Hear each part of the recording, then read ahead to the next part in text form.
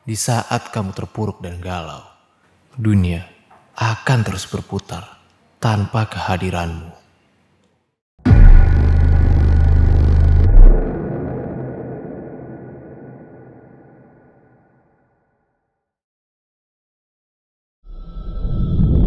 Jadi guys, cerita pada kali ini gue ambil dari akun Twitter Zelensky tentang teluh kawin pocong. Apaan itu? Ya nanti kalian lihat lah apa itu sebenarnya. Jangan lupa juga mampir ke Instagram gue, Don Fajar Aditya. Udah berubah sekarang. TikTok gue juga, Don Fajar Aditya. Biar kayak orang Itali sama Spanyol.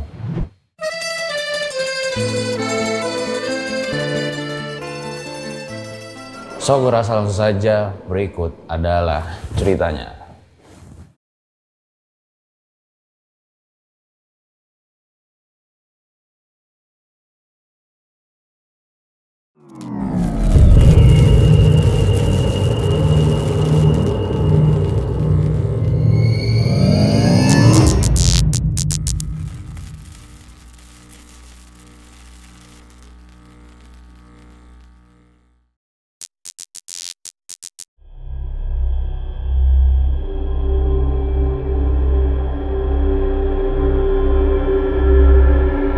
Fitri, seorang gadis belia yang punya paras cantik, kulitnya juga putih, tubuhnya ideal, rambutnya juga panjang. Dia punya pacar namanya Darwis, jadi mereka itu berdua kenal di tempat kerja. Karena si Fitri sama Darwis itu kerja di sebuah pabrik yang gak jauh lokasinya dari rumah si Fitri. Sayangnya hari itu Fitri merasa sedih karena pacarnya meninggal dunia. Akibatnya Fitri juga menolak tuh beberapa lelaki yang datang kepadanya. Sudah beberapa hari Fitri itu ngurung diri di kamarnya. Dia masih terpukul atas kematian pacarnya, Darwis. Darwis meninggal akibat kecelakaan motor saat pengen jemput si Fitri. Fitri juga masih ngingat dengan jelas tuh bagaimana orang tua Darwis malah nyalahin dia saat si Fitri lagi ke rumah Darwis.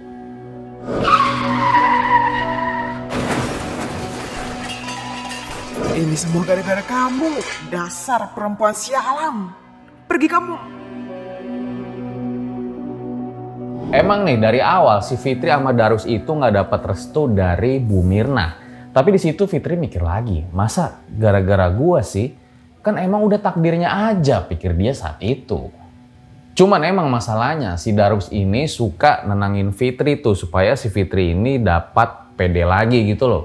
Makanya semenjak pacaran sama Darwis, Fitri ini jadi perempuan yang ceria.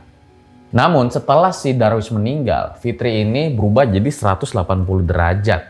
Dia tuh sekarang suka banyak diem, ngelamun. Kalau ditanya sama orang juga, jawabannya itu ya sekedarnya aja. Dia lebih banyak sendirian. Jujur dari dalam hatinya si Fitri itu masih nggak terima ya. Kenapa pacarnya ini pergi ninggalin dia tuh cepet banget gitu loh. Istilah kata, ditinggal pas lagi sayang-sayangnya. Fitri kerjanya tuh cuma nangis doang, inget-inget kepergian pacarnya. Dia juga nggak nafsu makan, mirip kayak orang patah hati gitulah. Disitulah si Fitri bingung ya, antara dia sedih, takut, atau tidak bisa menerima takdir. Kenapa harus kamu sih, Mas? Kenapa harus kamu? Fitri masih aja tuh dia sedih. Bagi dia, Darwis itu benar-benar lelaki idaman. Di saat lagi semangat-semangatnya, dia malah dijatuhkan dengan takdir yang belum bisa diterimanya. Untungnya pada saat itu ada satu sahabatnya nih, namanya Rosma. Si Rosma itu suka nasihatin Fitri, tapi Fitri kayak masih iya-iya doang gitu loh. Kayak dengar kuping kiri, keluar di kuping kanan. Maksudnya masuk ke kuping kiri, keluar di kuping kanan. Untungnya Rosma ini baik ya. Dia masih setiap hari datang ke rumah Fitri untuk menasehatinya dan menghiburnya. Fitri yang awalnya terpukul lama-lama terhibur juga nih dengan kedatangan Rosma yang hampir tiap hari. Akhirnya lama-lama nih si Fitri tuh mentalnya mulai pulih dan semangatnya juga mulai kembali.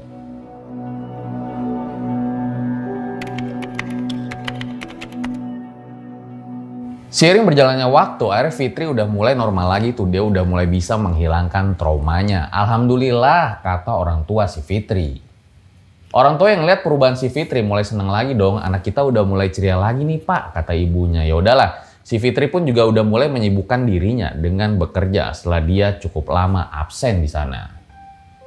Dan pas si Fitri ini masuk kerja, dia juga mendapatkan sambutan yang baik dari teman-temannya ya, terutama si Rosma.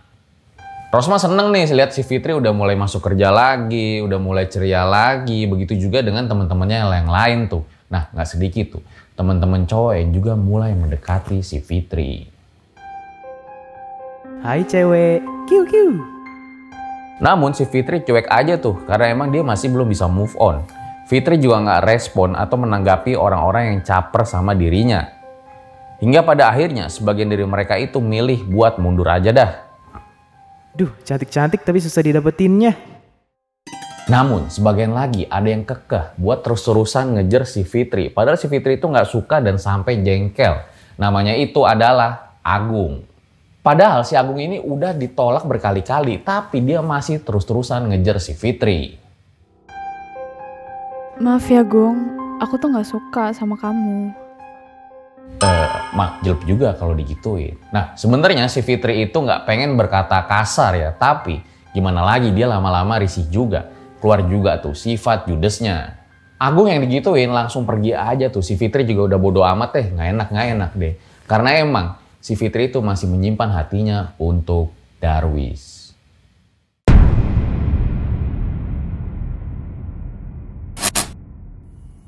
Buat kalian yang punya pengalaman horor nyata, bisa kirim cerita kalian ke email rjl5 atau DM Instagram rjl5.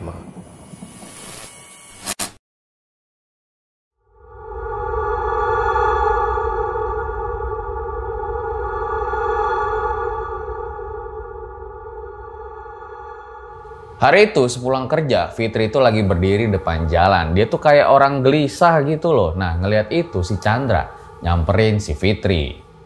Chandra ini teman sekantor Fitri, dia supervisornya gitulah. Nah ternyata si Fitri ini lagi nungguin bapaknya. Kenapa Fit?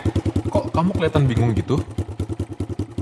Mas Chandra, ini bapak nggak bisa jemput, motornya mogok. Jadi aku disuruh pulang sendiri. Oh ya udah, bareng aku aja. Kebetulan kita searah kan? Tapi... Udah yuk, nanti keburu hujan. Si Fitri ini jangan-jangan nama panjangnya Fitri Samsu lagi. Meski ragu, akhirnya si Fitri ini menyetujui tuh tawaran dari Chandra untuk pulang bareng. Nah dari hari itulah tampaknya mereka berdua ini mulai semakin dekat. Si Fitri jadi sering pulang bareng sama si Chandra. Nah kalau temen-temennya pada nanya tuh si Fitri bilang kalau dia tuh cuma temenan aja sama si Chandra. Menurut si Fitri, Chandra itu cowok yang beda dari cowok yang lain. Jadi dia kayak cowok-cowok cuek gitu loh. Nah karena hal itu juga lah yang membuat Fitri itu makin lama makin terpikat dengan sosok Chandra. Keduanya itu makin lama makin deket. Dan ternyata Fitri itu nggak sadar kalau ada satu orang yang lagi cemburu dan menyimpan dendam kepada si Fitri. Nah, disinilah kejadian horor mulai terjadi. Baru aja seneng tuh si Fitri. Tapi dia mulai ngerasa badannya itu kayak nggak enak gitu. Hari pertama, rambutnya itu rontok sedikit. Tapi makin lama, rontoknya makin banyak. Sampai-sampai si Fitri itu rela motong rambutnya jadi pendek. Karena kan daripada dia rontok terus jadi aneh lah gitu rambutnya. Dan beberapa hari terakhir ini, Fitri juga terus-terusan mengalami mimpi buruk. Di mimpinya, Fitri itu lagi berada di tengah-tengah kuburan. Fitri juga pernah tuh mimpi lagi berada di liang kubur yang gelap dan sempit. Setiap kali si Fitri bangun dari mimpi, dadanya juga kerasa sakit. Susah lah buat nafas. Astaga, gue ini kenapa ya? Si Fitri bingung ya, apalagi mimpi yang dialami itu kayak nyata gitu loh. Akhirnya karena dia merasa sakit, dia pergi dong ke dokter. Tapi ternyata kata dokter si Fitri sehat-sehat aja.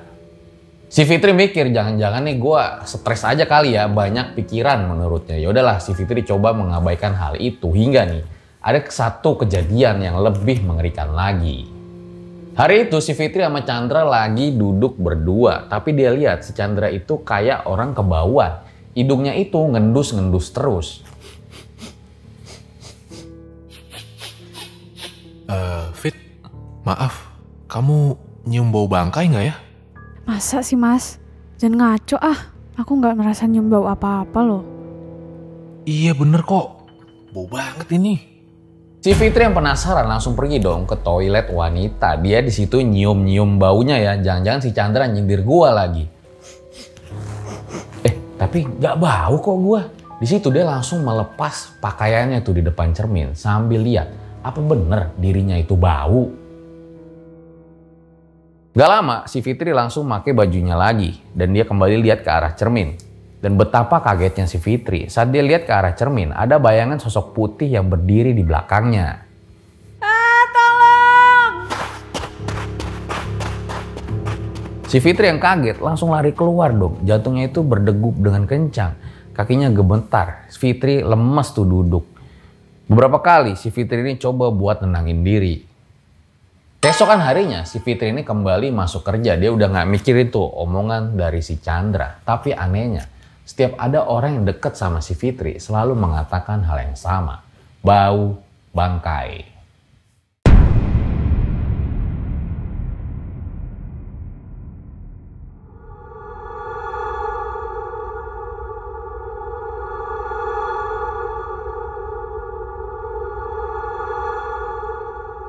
Fitri heran ya apa yang terjadi sama diri dia. Padahal dia udah pakai parfum yang banyak tuh. Tapi kata orang-orang dia itu bau bangke. Bahkan hari demi hari Fitri makin memburuk. Sekarang nih orang-orang udah mulai menjauhi dia termasuk si Chandra. Mungkin gak tahan sama bau bangke itu. Keadaan fisik Fitri juga makin parah. Kulitnya itu kayak kering dan mengelupas. Padahal dia udah pakai beberapa produk kecantikan tuh. Tapi belum ada yang dapat membuatnya sembuh. Mungkin ya kalau ada yang mau endorse, siapa tahu bisa gue rekomendasiin ke Fitri biar dia jadi sembuh. Mimpi-mimpi buruk juga terus menghantui Fitri ya, sampai-sampai dia tuh jadi kayak orang yang kurang tidur, mode zombie begitulah. Semua kejadian aneh yang menimpa Fitri membuat mentalnya itu jadi kena lagi. Dia tuh jadi ngedrop lagi, mulai jarang masuk kerja lagi, hingga kayaknya nih kantor dia tuh udah habis kesabaran. Fitri pun dipecat dari kantor. Hari-harinya kembali diisi dengan merenung dan juga menangis. Pak, sebenarnya apa yang terjadi dengan anak kita? Aku juga tidak tahu, Bu. Tapi sepertinya ada yang tidak beres. Terus gimana, Pak? Aku takut Fitri nekat. Hus, jangan bicara yang aneh-aneh kamu. Aku sudah mengundang kok Ustadz Jatmiko untuk melihat kondisi si Fitri. Akhirnya beberapa hari setelah itu Ustadz Jatmiko ini datang tuh ke rumah Fitri. Kebetulan Ustadz Jatmiko adalah salah satu ustadz yang ada di pondok pesantren di daerah rumah si Fitri. Saat Ustadz Jatmiko itu lihat ke arah Fitri, kondisinya tuh udah benar-benar memprihatinkan. Kayak misalnya rambutnya udah mulai tipis, kulitnya itu juga kayak korengan, dan ada bau seperti bau bangkai. Nah, disitulah Ustadz Jatmiko lihat menatap tajam tuh ke arah si Fitri di antara kedua orang tuanya. Bapak, Ibu, anak ini sepertinya diganggu oleh roh jahat. Dari sanalah semua gangguan ini muncul. Maksudnya gimana, Pak Ustadz? Jadi sebenarnya saya melihat ada yang mengganggu Fitri. Dan sosok itu selalu ngikutin kemanapun Fitri pergi. Apaan itu, Pak Ustadz? Sosok itu adalah pocong, Bu.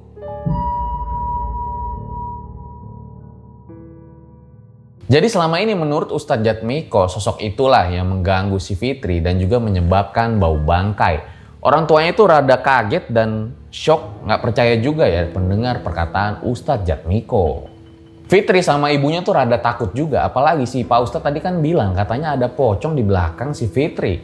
Langsung aja tuh mereka berdua pindah duduk ke deket Pak Ustadz.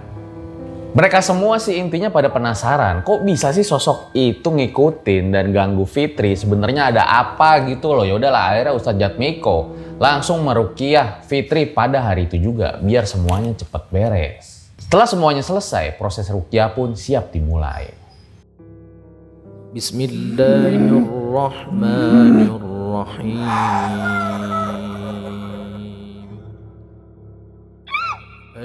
Awalnya Fitri ini terlihat biasa aja, tapi pas dia dengar ada suara-suara ayat Al-Quran, perlahan sikap dan raut wajahnya berubah. Duduknya mulai kayak gak nyaman, wajahnya itu kayak gelisah, dan tiba-tiba aja gadis itu melotot ke arah Ustadz Jatmiko. Si Fitri itu mengeram ya kayak di TV-TV, suara itu cukup keras dan berbeda-beda. Dia sampai tergelepar tuh di lantai kayak ikan lagi di daratan dengan gerakan liar yang tak terkendali. Di situ Fitri tuh kondisi udah bener-bener kayak orang kesurupan banget, udah kayak stres gitu loh, dia lompat-lompat juga sendiri. Nah, Ustadz Jatmiko itu kebetulan bawa tongkat kecil yang emang udah dipersiapin sama dia. Si Fitri juga sempet ngomong tuh kayak kuburan, pokoknya nggak jelas gitulah. Tapi sama Ustadz Jatmiko langsung aja dipukul tuh pakai tongkat kecil itu di punggungnya si Fitri. Gak lama Fitri itu langsung mual dan lemas.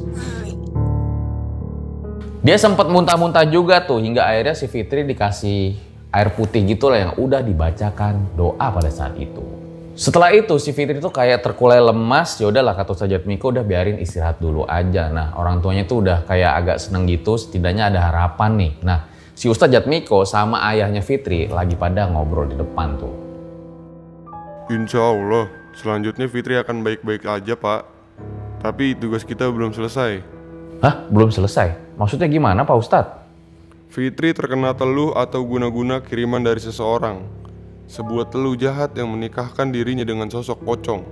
Akibatnya, dia akan selalu didampingi oleh roh dari mayat yang sudah dinikahkan dengan dirinya.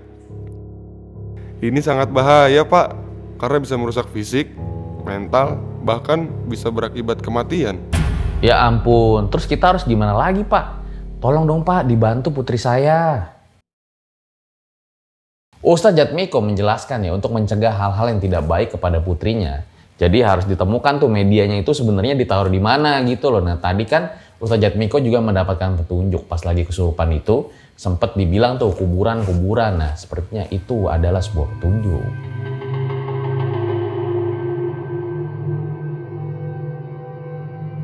Keesokan harinya Ustadz Jatmiko melakukan penelusuran tuh ke kuburan-kuburan yang ada di desa tersebut. Tapi selama 3 hari dia masih belum menemukan tuh medianya ada di mana. Tapi namanya takdir siapa yang tahu. Pas Ustadz Jatmiko itu menelusuri sebuah makam yang terpencil di desa tersebut, dia menemukan ada sesuatu yang aneh. Jadi di sebelah ada makam tua liar yang udah nggak terawat gitulah, dipenuhi juga oleh rumput-rumput liar.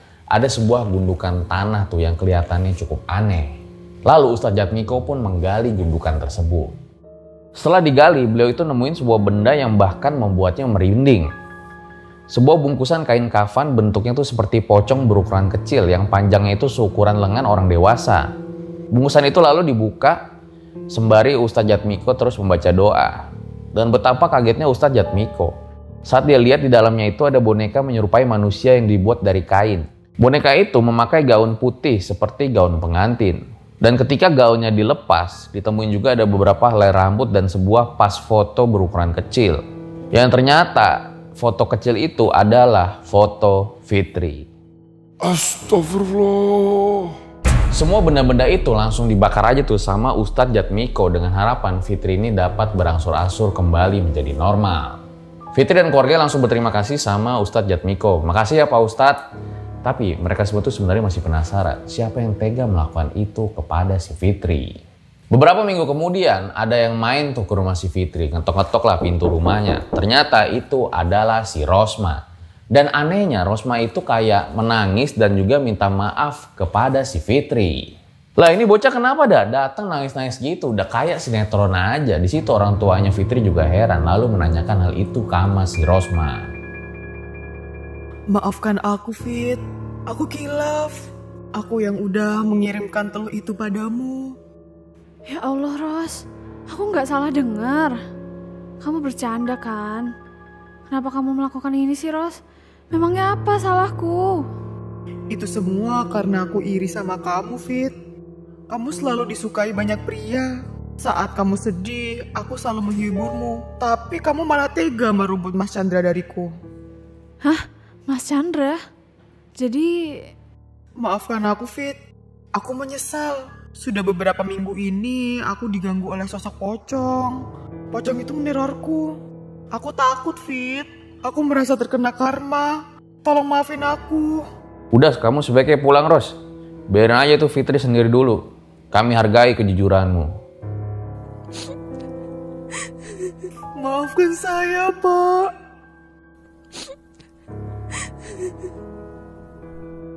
Fitri dan keluarganya tentu nggak nyangka semua dalangnya ini adalah si Rosma, sahabat baik si Fitri. Beberapa minggu setelahnya ada kabar yang dengar sama Fitri dan keluarganya. Katanya Rosma sekarang lagi sakit parah. Dia bahkan jadi agak kurusan gitu ya. Entah ini ada hubungannya apa enggak. Sedangkan si Fitri kondisinya tuh udah mulai pulih dan berangsur membaik. Tapi masih ada satu trauma yang membuatnya tidak berani dekat dengan pria lain akibat kejadian ini. Inilah sebuah cerita Fitri yang kehilangan pacarnya bernama Darwis.